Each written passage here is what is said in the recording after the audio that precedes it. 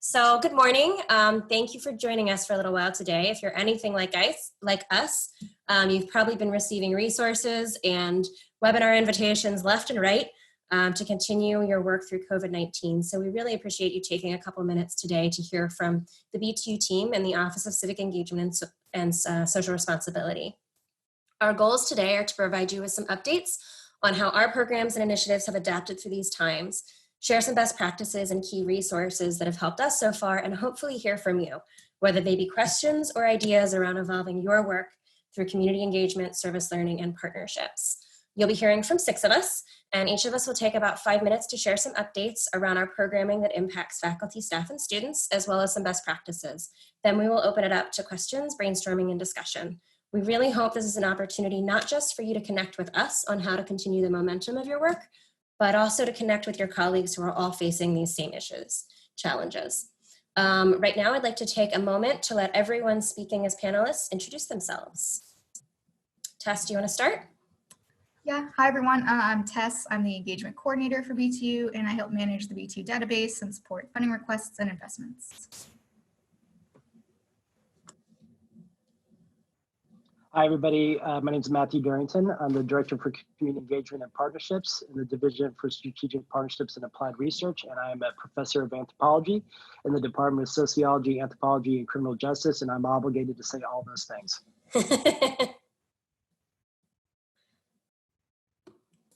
Hi, everyone. My name is Artis Rasakis. I'm the Senior Strategist for BTU Initiatives, and my focus is on managing BTU project investments and supporting a lot of the strategy work that goes along with building sustainable models and growth of our faculty's efforts. Hi, everyone. I'm Stephanie Austin. I'm the Assistant Director for Community Engagement in the Office of Civic Engagement and Social Responsibility, which is absolutely a mouthful and a really vague way to tell you that I work with faculty and staff and students on surface learning initiatives. Hi, everyone.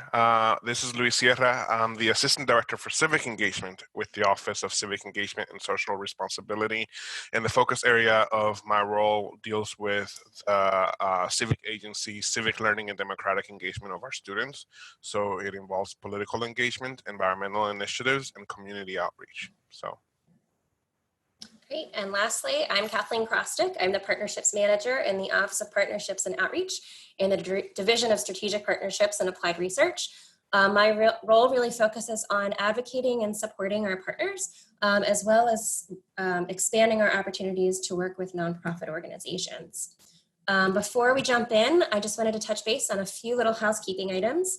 Feel free to submit any questions throughout today's presentation in the Q&A section, which we'll get to after all of our individual presentations. Everyone, all attendees will be muted with your video off. However, we've enabled the hand raise icon.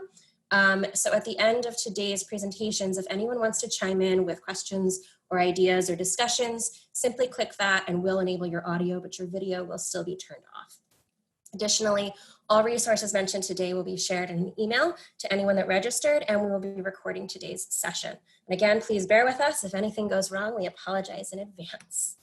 So you get to hear from me more, and then I will be quiet for quite a while because everyone else will get rolling. So being the Partnerships Manager at TU, as I said, I really try to consider myself an advocate for our partner organizations. And although my piece might seem pretty novice, I want to take my few minutes to remind everyone about some partnership basics. All of us, including our partners, are in the same boat right now, hopefully standing at least 6 feet apart and social distancing, but we are in that same boat. And while we're all presented with quite a few challenges and limitations, we're also presented with opportunities, but not without a strong foundation and a collaborative partner. So 4 basic priorities we want to try to focus on regarding our partnerships are communication, feedback, exploring new opportunities, and fulfilling commitments. To expand a bit more about each of those, as far as communication goes, our partners should be involved in the planning phase, the execution, and then also throughout any partnership and collaboration that you have going on. Second, feedback. We, as in BTU, ask all of our partners that are captured within the BTU database to complete an annual feedback form. We'll be doing that in June. In that, we ask about things like communication, involvement, and the impact of this collaboration on their organization. But we also encourage you as the faculty, staff, or student to really build in feedback within your collaboration and not just rely on that piece. Third is around exploring new opportunities. BTU is about expanding the partnerships we already have, strengthening them, supporting them, and finding new ways to work with them across campus. This work doesn't happen in a bubble, and while the original collaboration very well may have been taking place between one faculty member and one partner representative, there are likely multiple opportunities to create mutually beneficial opportunities between that partner and other colleges or departments across TU, so always be open to those ideas. If by chance an idea comes up, but you don't know the right contact on campus to work with, always feel free to reach out to us because we can always help navigate that. Last but not least is fulfilling commitments. One thing we always try to keep in mind when we're talking to our partners is to not overcommit, not overpromise, but make sure that we hold ourselves accountable to the commitments that we do make. Unfortunately, COVID-19 threw quite a few wrenches into our commitments. And so I do want to circle back to that number one item around communication. Just be in touch with your partners right now. And Artis, who will be speaking in a few minutes, will really share some great insights on faculty that have managed to adapt their programs to still fulfill commitments and needs on behalf of our partners and Towson University. Now, a few really quick overarching BTU updates that I want to share. One is around enrichment funding. If anyone is not familiar with enrichment funding, just go to towson.edu/BTU support or reach out to Tess Heron or myself. We do still have enrichment funding available through fiscal year 20, which ends on June 30th. Right now, a lot of programs are adapting and needs are adjusting. So if you have questions or needs around that, just reach out to us. A partner needs assessment that I wanted to touch base on. While I said we will be doing that external feedback process in June, to our partners, we'll also be adding in a question around needs related to COVID-19. What are they struggling with? What are their needs? We'll be compiling that information and we'll have it available to our faculty and staff. Lastly, I want to share that we are providing a new opportunity to give a voice to our partners. This is something that Matt is doing, so if you have interest in this, you can reach out to him. But through our BTU at Work e-newsletter and through our social media platforms, he's going to expand upon this more, but we're really trying to push along our partners' messages, share with them, share with our community what they're still doing. So if you hear from your partner, there's something that we can help push out, please contact myself or Matthew Dorrington. Lastly, two resources that I have found helpful so far have been the Maryland Philanthropic Network, which provides resources and information about COVID-19 relief and recovery efforts to support nonprofits in Maryland, and also the Mid-Atlantic Campus Compact, which probably a lot of us have already tapped into, but it provides virtual engagement ideas, resources for online teaching, and health information and resources by state. With that, that closes my portion. I'm going to pass it over to Tess. Okay, so just to give a general database update, as of March, we have 386 active engagements with 575 partners captured. And I know with everything going on right now, it's probably not a top priority for you all, but just as always, if you ever have any new partnerships or engagements, we ask that you enter those in through the database submission form that we have linked on our website. But if you aren't sure if you have something captured, if you have just questions about the submission form or the database in general, you can always reach out to me with questions. And as Kathleen mentioned, we have the annual update process coming up soon. And this is just a way to make sure that all the info that we have captured is up to date and accurate in the database, but it also gives you the opportunity to provide us with some feedback and outcomes related to your engagement. This is just a form that will go out to everyone with an active engagement in the database. And we know there are probably a lot of things up in the air right now with your partnerships. So we've added an optional question just to get some input on how your engagement may be affected by this pandemic and how BTU can help support you during this time. But again, if you have any questions about the database or the annual update process, you can always reach out to me. With that, Matt, we're going to head it over to you. Okay. Send it over. Hi, everybody. So I'm going to read a little bit, but also point out a couple of different resources. And I'm really thankful that all of you are able to join us, and I hope everyone's staying safe and healthy. So to say there's a fire hose of information would be an understatement. I'm sure all of us are getting a lot of emails and communications, webinar invites like this, and articles responding to the COVID-19 pandemic. But it's often hard to see through the email chain or social media onslaught. So if you are working in the community engagement or partnership world, you probably already have a good idea about what your partners may be experiencing right now. Over the past month, we've been surveying a number of sources on community engagement strategies, some do's and don'ts, as well as an array of best practices that folks are thinking about this time. We try to do the same thing through BTU Communications. First, recommending a check-in with your community partner, but doing so with the expectation that they may not be responsive immediately. And if they do respond, finding out what they need and seeing if you can help, but making sure not to overpromise. And if you do volunteer in any capacity, making sure you adhere to both CDC and state of Maryland guidelines. So I'm going to talk about three things today: community engagement strategies nationally, some of the best practices during the pandemic, and then this idea about pushing along different forms of social media. So two national sources for community engagement strategies during the COVID-19 pandemic are Campus Compact, as Kathleen mentioned, and the Center for Community Investment. While Campus Compact is geared toward higher education professionals working in communities, the Center for Community Investment is a nonprofit that advocates for social justice and has a broad mission of giving people a fair chance to lead a healthy and productive life, from housing to food scarcity, and they're supported by a number of national philanthropic organizations. So Campus Compact is divided into different regions too, and one of the leading sources for Campus Compact right now has been the Iowa and Minnesota Campus Compact group, and they've created a great web resource that pulls strategies from campuses and groups throughout the country. It's a collection of blog posts, teaching materials, and advocacy steps folks can take and utilize at their own campuses and beyond. The link will be sent in a follow-up to attendees, but I'm also going to go ahead and paste it into the chat now so you can see that, okay? The Center for Community Investment positioned quickly with a mantra that all community engagement practitioners must follow. And this is something that I think I'm reminding myself of every day in this space: to inform, educate, advocate, listen, and invest. While much of their work is related to renters and housing at this time because of the precarity with housing situations, I think we can all ponder how we can follow the same process on whatever scale we're able to do so. Perhaps it is to inform and educate people on resources, or educate and share information about ways to support your local community. We can advocate for our partners by calling our elected officials, signing up for phone banks, and virtual volunteering. And when possible, we can invest in sustaining our community partners, from virtual tip jars to direct donations to organizations we work with and support. A link to an article on this notion of informing, educate, advocating, listening, and investing, I'm going to paste here in a second in the comments or in the chat as well. CCI has also developed a kind of a strategy triage tool that can be used by organizations and by individuals. It's a nice tool. It allows you to think about the larger vision and guiding questions for your community engagement work.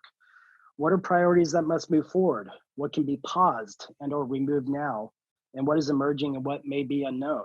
But perhaps the most important stage in this triage tool is knowing what to honor and to let go. And I think that's really difficult for all of us who may have had plans or had a curriculum or may have had engagement strategies going forward, and to let those go right now is very difficult. And while it's a difficult decision to make, we all need to reprioritize, and aspirational goals may need to be let go for now, and that's okay.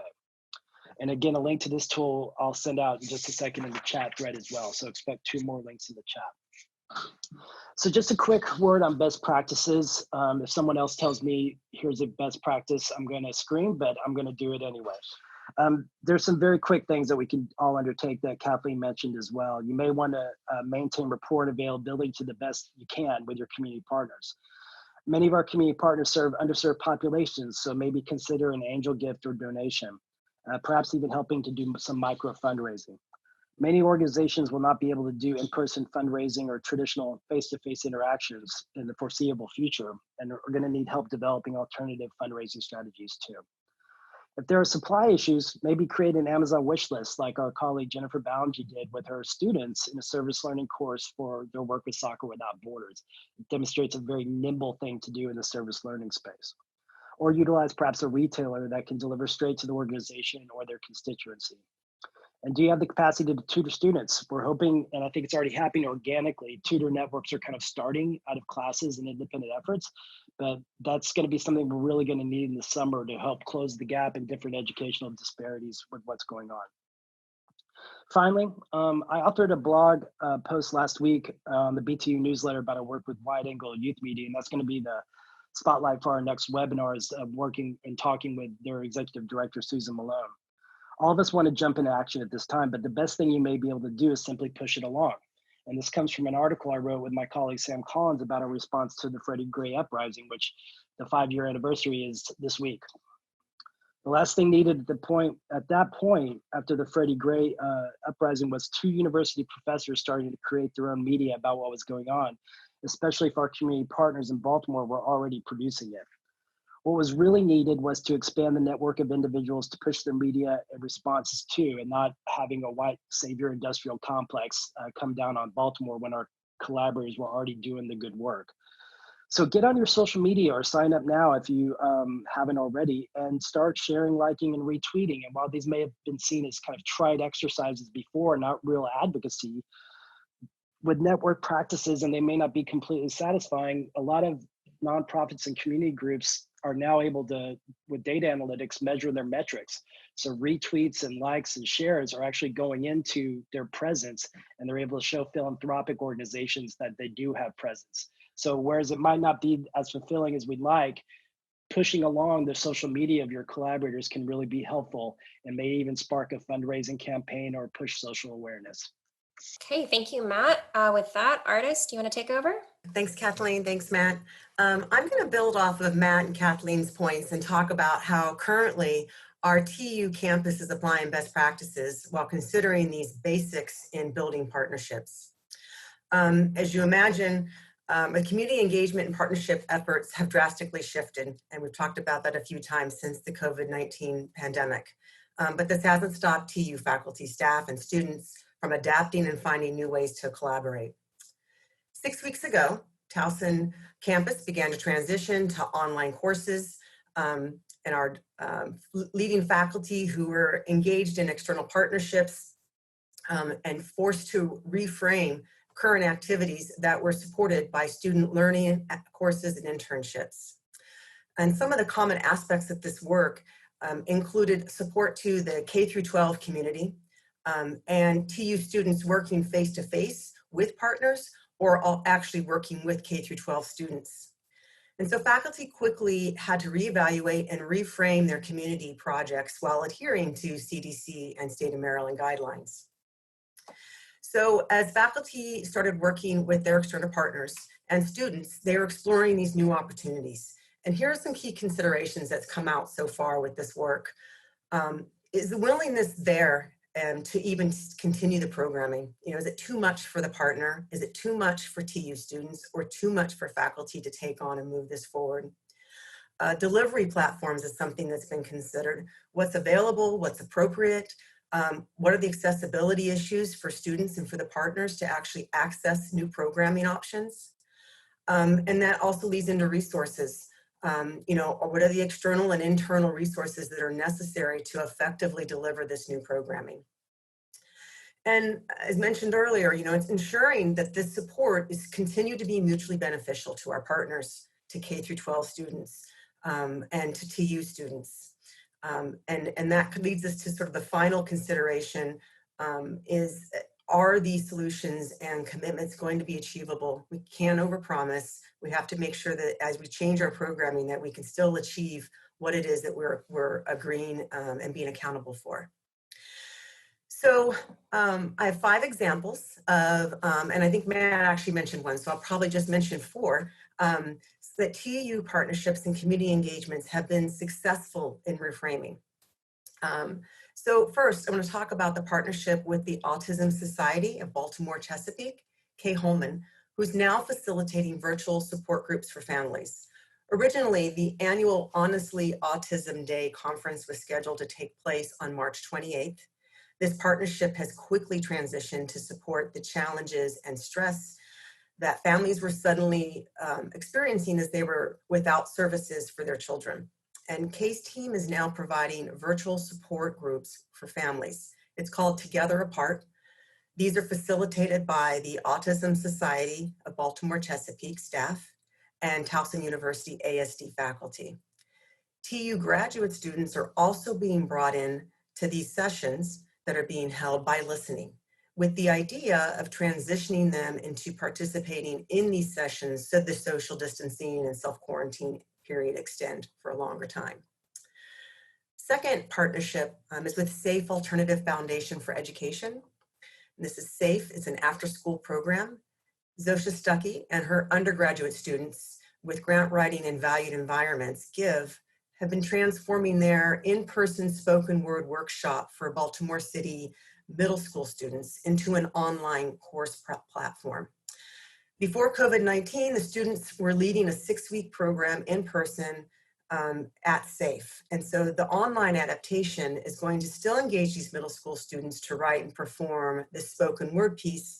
And they'll be exploring the relationship with Baltimore, with the community and their families during this time this semester. The third partnership is with multiple schools. It's with 6 different Baltimore City community schools. Jessica Schiller and her 50 students. They've been actively working within 6 community schools before COVID-19. Now the students are playing a role in setting up live pre-recorded sessions for families with kids at the community schools.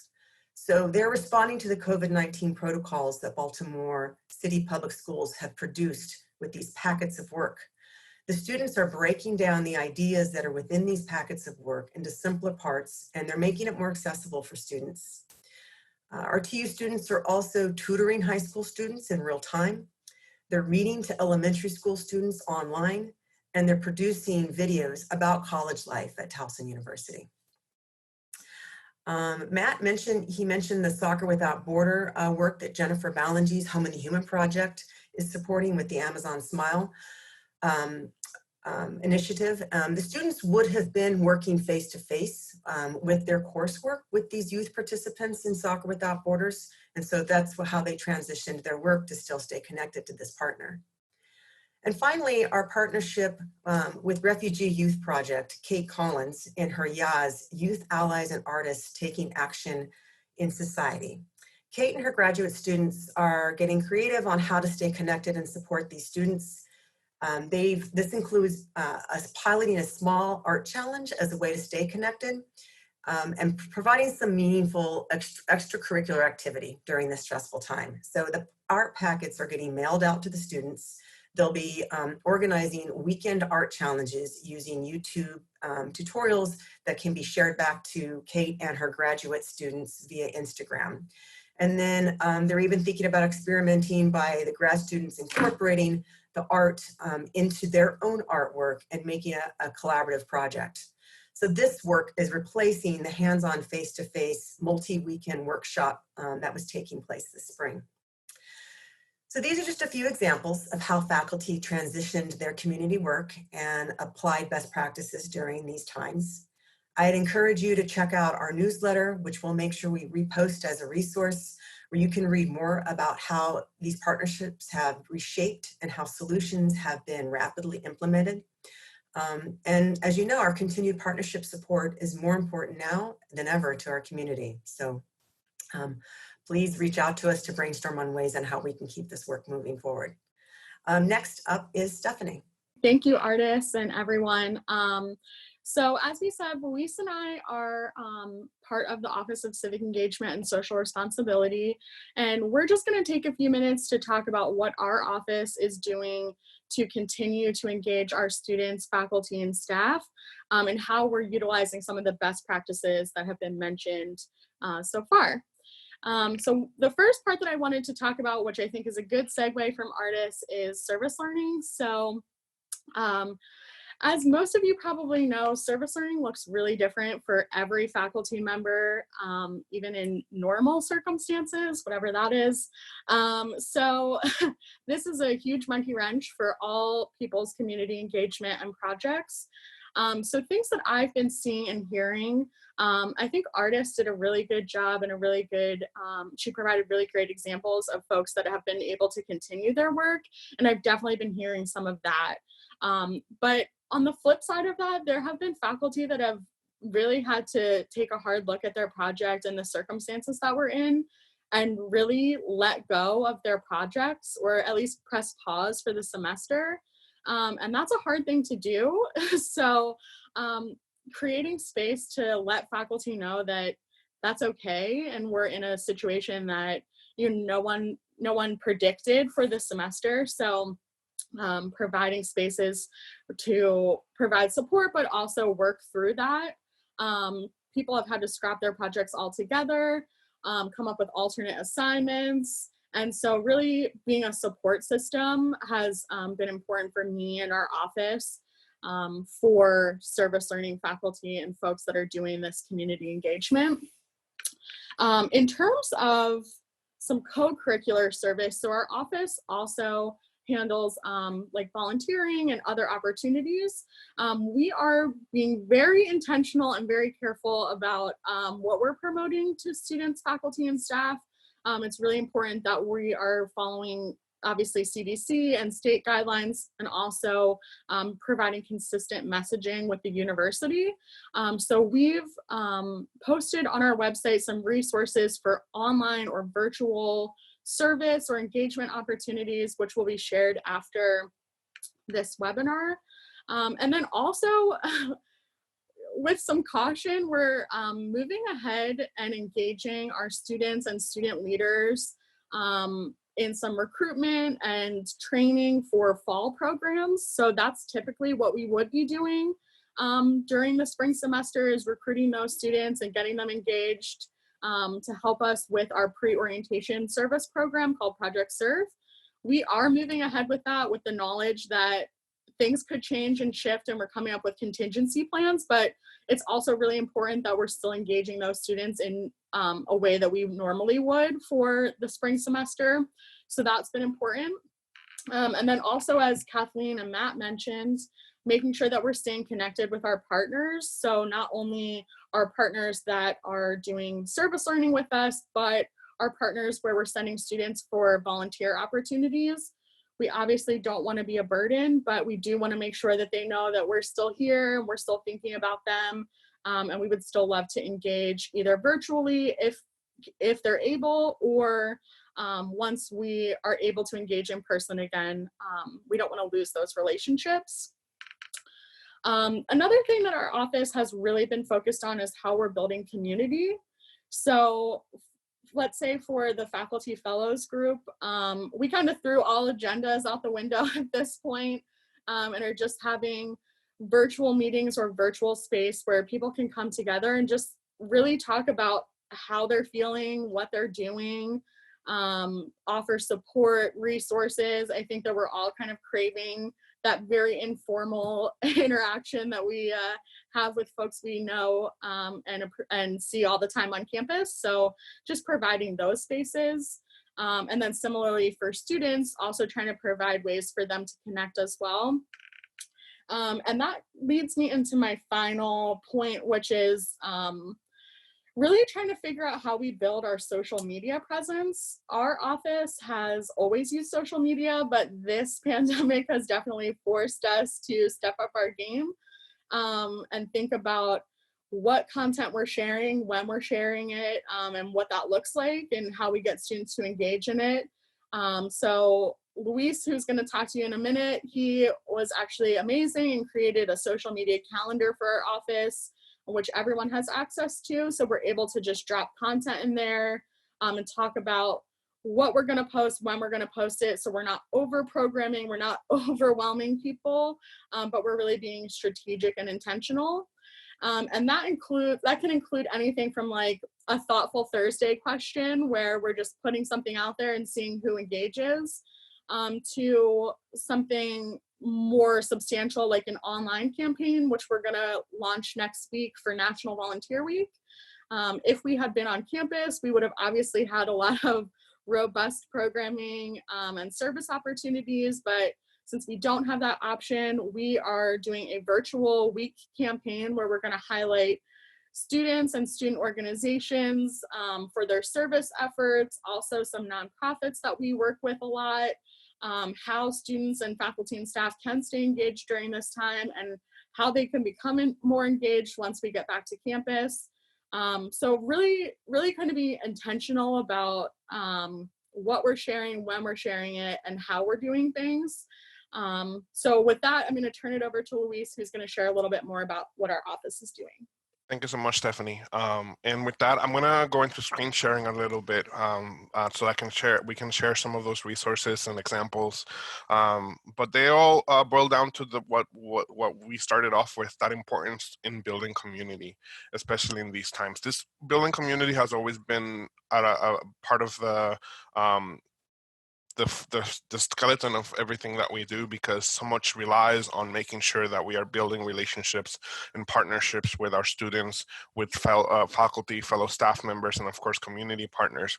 But especially now in the times of COVID-19, and when you think of the mission of the Office of Civic Engagement and Social Responsibility, for us to be able to foster active citizenship, we have to make sure that those who are engaging in that work are also taking care of themselves. And now that's become more clear than ever. So we go in the intentionality behind the programming, the kind of programming that we do, and the kind of engagement that we do, and making sure that not everything is a webinar, not everything is, but at the same time that not everything is just a simple post on social media, rests on the fact that we know that many of our students are experiencing so many additional sets of hardships given everything that's going on, and that for especially those who are being even more directly affected by COVID-19,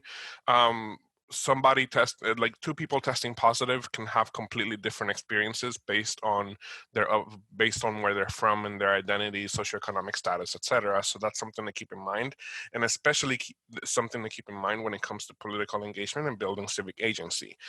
We, even before all this happened, there's always that conversation of a lot of what we deal with can, for some people, be mere politics, and for others it's actually their livelihood. It can be life or death, and the COVID-19 outbreak is a prime example of that. So that's helped us to, that's kind of stress the importance of what we do in our office, but also the importance of how intentional we need to be.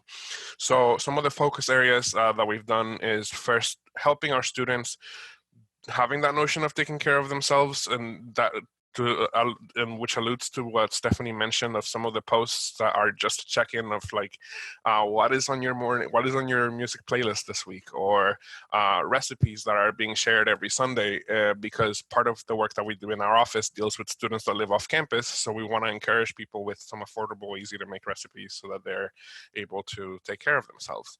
But then going into being able to encourage our students to stay informed intentionally, because we understand that as important as it is to stay informed, we also want to make sure that it's not overwhelming, and at the same time that they are also, now more than ever, facts are even more important. So I'm going to share my screen, and I'm going to share a few things that you can embed, whether you are a student, faculty member, or staff member. And reminders, some of you may know already about these resources, but we help to oversee a collegiate readership program along with the Office of Housing and Residence Life and the Student Government Association, which provides pretty much complimentary access to the New York Times, USA Today, and Baltimore Sun. If you walked around campus and saw print copies of the newspapers, that is part of that program. But in these times, that also includes online access to these news outlets. So you're actually able, if you're a faculty member, you're able to request a full digital subscription, especially if you embed content from the New York Times into your class. And all that needs to happen is clicking the New York Times in the classroom form, and you're able to include all the pertinent information, and the New York Times can provide you with a digital subscription to the Times. But in addition to that, students, faculty, and staff can simply go to nytimes.com/passes and request educational passes that give you full access to the New York Times online. And all you have to do is either create the account or log in if you already have one. And it provides you full unlimited access to the Times online, at least for the 24-hour period. But all that means is that if you log in again after the 24-hour period, all you have to do is sign in and it'll refresh the pass again. So it's just provided in 24-hour increments. It does not mean that after 24 hours you don't have access to it anymore. So we are encouraging that even more now that we are all working and studying and living remotely. And with the Baltimore Sun, you actually can request a free subscription, whether you're a student, faculty, or staff member, by clicking on this link and putting in the information that you have as a student. So that is another resource that I definitely wanted to remind everyone on. Now, of course, these are only 3 news outlets, and there's so much more out there. And sometimes there's the concern when it comes to any biases or any potential for any need for additional fact checking. So I wanted to also share an additional resource. Allsites.com is based out of a multi-partisan analysis over the years of work and research to compile news and then organize them by the way in which news outlets tend to skew on the, at least on the political sense, or whether you're thinking center, left, or right. And they use this media bias chart to actually help to curate all the recent news and give you access side by side of the way in which they are all reported. So, and just to clarify, this specifies that it's based on online content only. It's not about the TV, print, or radio. This is all about just the online articles. So especially now, it's even more important to bring that up. Another resource is PolitiFact, that it's another independent agency that pretty much takes recent news, and they actually go and, as the name implies, and they do some fact checking on it, which is much needed as well, so that to help our students and help our community get engaged and get informed more intentionally. So I'm happy to share these links as we move forward, and because especially now, it's so important to be able to continue to help our community stay informed very intentionally. Now, when it comes to taking action from home, so some of our focus areas have been voter engagement, outreach on the 2020 census, and then, of course, what is within one's capacity to help address issues from home. So an example that I'm going to share later, when it deals with environmental engagement, because next week, not only is it National Volunteer Week, it's also Earth Week, because the 50th anniversary of Earth Day is on the 22nd. So we're going to do some programming with the Office of Sustainability to help to do that in lieu of not being able to do something like that in person. In fact, tomorrow and Friday would have been our environmental conference, and given the outbreak, we had to make some changes. So in lieu of that, we are trying our best to continue to engage our students in our community online. But when it comes to voter engagement, we're working with, there's an organization we work with called the Andrew Goodman Foundation. So that's one of our biggest partnerships when it comes to voter engagement, that train and mobilize young people around the area of removing barriers to vote and building a voter culture on college campuses. So we have Vote Everywhere ambassadors that help to mobilize our TU Votes initiative here on campus along with our office. And we actually met yesterday to talk more about what will it look like now that, for example, in the state of Maryland, we've moved the primary elections to June 2nd. Also, as things continue to rapidly evolve, learning recently that now everyone registered in the state of Maryland will be mailed an absentee ballot so that they can vote by mail without even requesting it. So making sure now that our students are registered in the right address. So Towson.edu/TU Votes is a page that we do our best to continue to keep up to date with all the most recent information, all the voter registration deadlines, a link to actually register with TurboVote or re-register if you need to, so that you can make sure that you have the address on file that you need to, so that your absentee ballot gets to where it needs to get. So that's very important to keep in mind, and we're going to have that there. In addition to that, when it comes to the 2020 census, we would have had a in-person census day on April 1st. April 1st is the reference date for completion of the census. So instead, we tried our best to turn it into a virtual census day with almost like a social media campaign where we featured our staff and encouraging everyone to be able to take a second, take 10 minutes out of their day to complete the census and think about why it's so important for our communities to be represented and represented accurately. In fact, when it comes to college populations, it's already been a challenge before the outbreak to be able to make sure that they count in the college towns where they spend most of their time as of April, when you think of where you would have been on April 1st if it weren't for the outbreak, for many of our students, the answer would have been on campus or in the apartments and homes right around the corner from campus. So encouraging students to not count back home, not having their parents count them, or of course, making sure that they're not ignoring it at all, that they are actually taking time to fill it out. So we took some time on April 1st, and we're going to continue to do some more engagement to make sure our students are able to be counted on the census. So I'm going to also share this. This is part of the TU Today last week and the week before. So I'm going to make sure this link is there because it has a lot of that recent information straight from the Census Bureau. And we made sure that it was digested to make sure that our students are aware of it. And of course, another part of taking action, like I mentioned, is encouraging our students to do what they can to help address issues from home. So an example of that, when it comes to the environmental side of things, is encouraging our students to be part of this Earth Week challenge next week, which is going to be, it's again, what is within students' capacity to be able to complete. So there are some themes, and it's just up to students to be able to just do what they can to continue to take action around issues that they care about. So if the environment is one of them, this is an opportunity and a resource that can help them. In fact, we're actually joining the Office of Sustainability on Monday on a live chat, simply on a live chat in the spirit of building community and talking more about these issues, about where sustainability and COVID-19 collide. So that's another way in which we are engaging our folks here.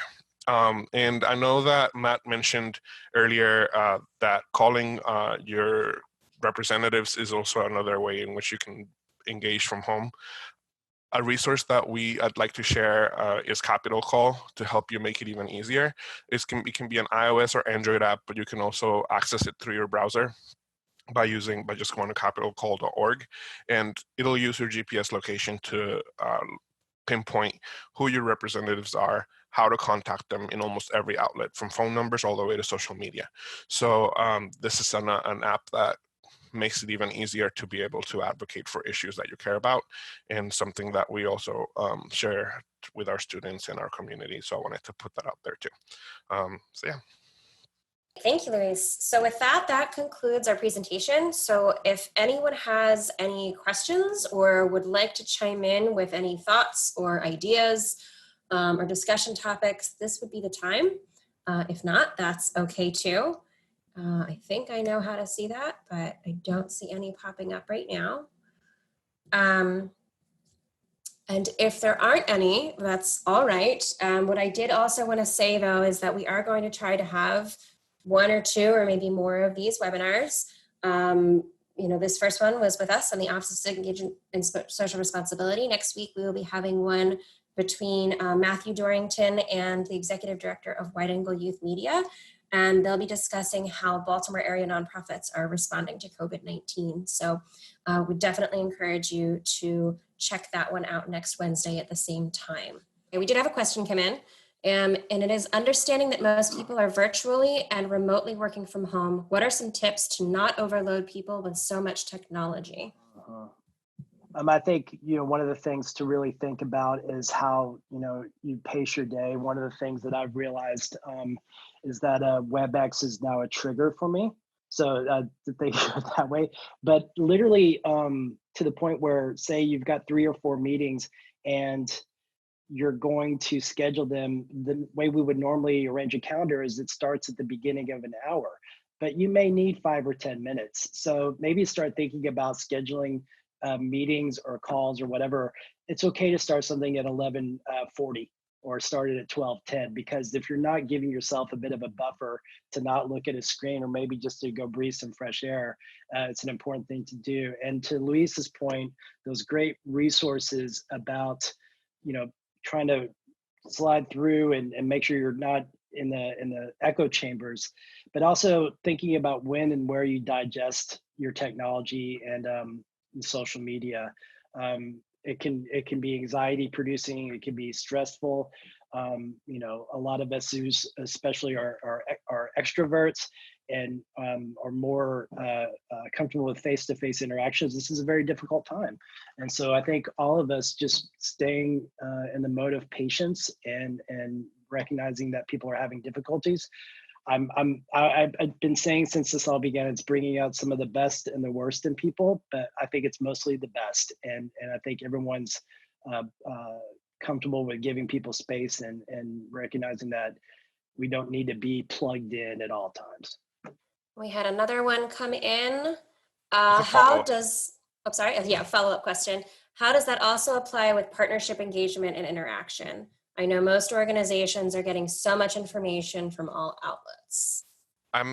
If it's okay, I can, I'm happy to help to provide some insight on that from my end. So on the voter engagement circles, there are so many organizations and initiatives and different people that are all about the voter engagement work, which is important.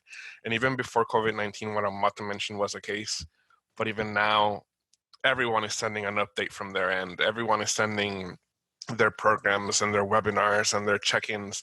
I think it's important to, especially today, being able to have a good sense of not feeling so much pressure to join every call and join every webinar, and just simply being able to digest the information that you need to digest. And if you feel like a webinar that's being hosted by another organization is on a similar topic, then maybe it's something where you register just so that you can get the recording afterwards, and of course, giving the organizers a heads up and saying, hey, I'd love the recording afterwards, I can't make it, or the notes afterwards. It's important to say it's okay to be able to say no sometimes. And it's also important, that's where sometimes taking that time to be able to digest the different resources and then put them in a space for our students that is easily just a one-stop shop for everything has been helpful, so that we're able to have the representation from the Andrew Goodman Foundation, have our TurboVote link there, have resources from the All in Campus Challenge, have our contacts with the Students Learn, Students Vote Coalition. So see, like, just to show an example of how many different voter engagement circles there are. But that's part of what's helped me, is being able to try and see it all as just not rather separate organizations, but like one cause that and different resources for that one cause. Does that help? I hope so. One more piece I want to add to that also is that, when I'm reaching out to our partners, in pretty much all cases, it's not, look at all this great stuff that we're doing, look at this webinar that we're having, look at what our students are still out and adapting these times. It's really just a check-in, and it's just how are you guys doing? Saw this on your website, saw this on your social media page.